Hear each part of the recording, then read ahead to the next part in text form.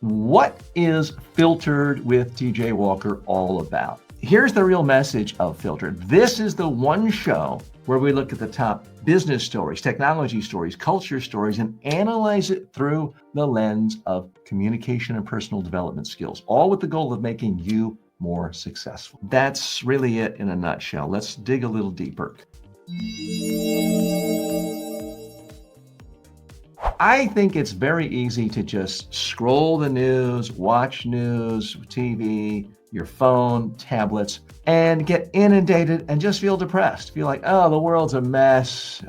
Just doom scroll. You've heard the expression, you've done it, we've all done it. This show was a little bit different. What I'm trying to do here is learn from the news. I look at the top stories of the day and then analyze it through the lens of communication skills and personal development skills, because that's my own background, helping people with their communication skills and personal development skills to be more successful. So that's what we're trying to do here. It's a little bit different from other news shows. So we're not a pure business show. I'm not going to be giving you investment tips and telling you what the Fed is going to do with interest rates next week. You can get that at CNBC. It's not a political punditry show. It's not going to be a show where you come in and the first thing I say is the political team I don't like is bad, bad, bad today. It's not a political punditry show. It's a hybrid show where we do analyze the news, but with the goal of improving you and building your personal skills to become more successful. So typically what I look for when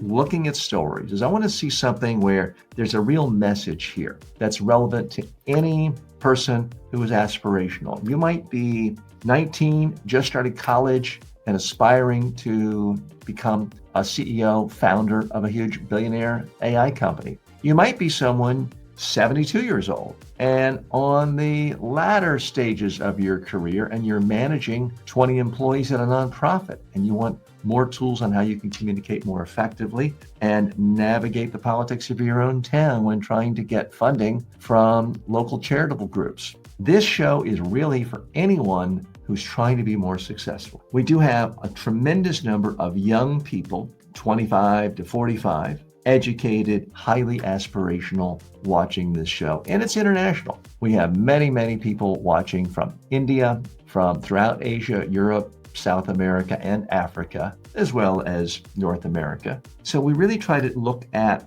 news stories that have an international perspective. Now, I do have a bias, of course. I do look at a lot of stories that are based in the United States. But I do try to look at trend stories from around the world, business stories, technology stories from around the world too. And I'm always open to your suggestions. If you have suggestions of topics, all you have to do is post them right here on whatever social media platform you're watching. I read every comment. I typically respond to every single comment. So that's what Filtered is all about.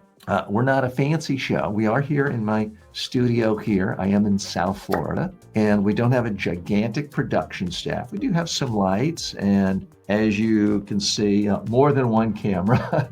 Not that that should matter to you that much, but we have different camera angles, but it's a relatively simple, lean production. What we're trying to do is deliver unique insight to you so that your time is well spent. I want you to feel like if you spend time with Filtered with TJ Walker, you're investing the most precious thing you have. I don't mean the money in your wallet. I mean your time. It's so easy to get sucked into this internet thing and sucked into debates and sucked into wars. And, oh, can you believe how this person I already don't like said something that makes me further cement my opinion that they're an idiot? It's very easy to get sucked into that. We try to do things a little differently here, dig deeper, go beyond that superficial level, and analyze what's happening at a fundamental communications level. How does this CEO really get people excited about a new product? How do they get investors excited? How did this CEO or sometimes this political leader handle a crisis? What did they do right?